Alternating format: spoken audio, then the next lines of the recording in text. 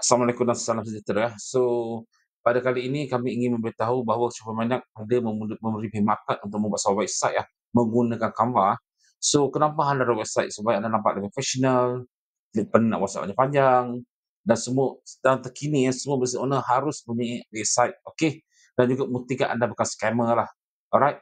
Kenapa saya memilih Canva website? So, sebenarnya banyak Canva boleh gunakan WordPress, boleh gunakan Blogspot. Kerana pada tahun 2005 ini saya mendapati Canva adalah mudah belajar, mudah kemas kini, teknologi yang terkini. Pada bulan April 2005 lalu, mereka telah membuat penambaikan masuk AI sekali dan juga daftar untuk Canva adalah percuma.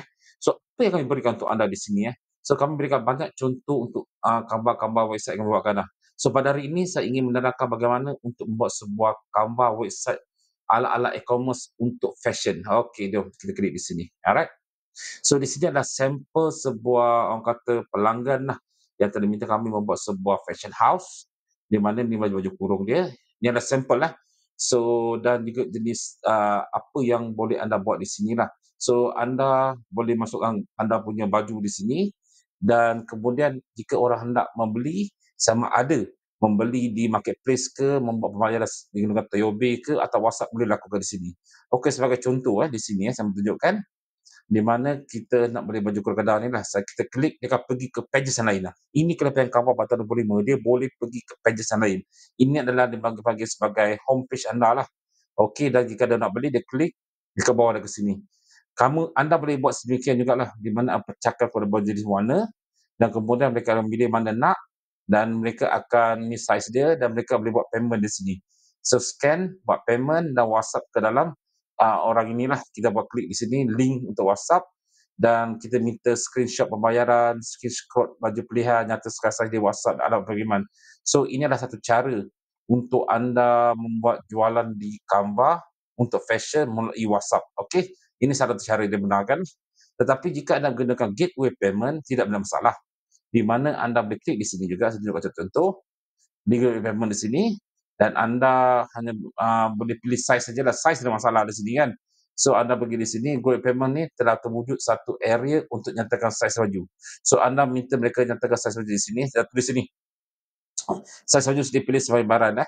So artinya masuk sebagai baran, nombor telefon dan alamat lah. Belum ada di sini lah, okey. Kita masukkan alamat di sini dan kemudian pembayaran dan anda boleh proceed di sini, okey. Begitu mudah sekali. Alright, atau anda buat bayaran, kita akan WhatsApp anda lah. Pun boleh di sini. Terpulang pada anda mana yang anda nak ketahui. Nak buatlah ikut cara anda. Okey. So inilah kelebihan yang kita berikan dalam orang kata menggunakan Canva website untuk fashion. Selain itu juga jika anda nak klik ke kedai Shopee, kita boleh klik lah. Contoh kita klik di sini, kita pergi ke kedai Shopee. Untuk sini, termasuk sinilah. Pun boleh juga. Alright. So inilah cara untuk membina sebuah Canva website ala-ala e-commerce menjual fashion. So jika anda berminat untuk mendapatkan perkhidmatan kami ini, anda boleh saja klik link di bawah ni untuk WhatsApp kami untuk bina sebuah Canva website ini. So untuk bina sebuah Canva website fashion ni agak sedikit mahal lah kerana banyak orang kata lagi banyak produk anda, lagi banyak sedikit kos yang ada dikenakan lah. Dan saya tahu jugalah jika anda rasa saya kena update selalu.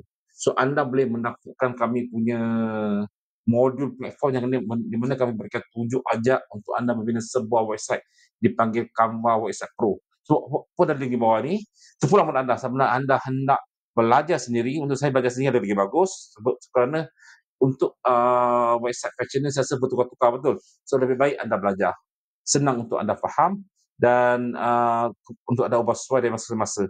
Tetapi jika anda punya pilihan anda tetap produk lambat bertukar, artinya kita boleh memberi kepada kami kepada anda untuk membuat sebuah website sebegini untuk anda juga jika anda mahu kan lah.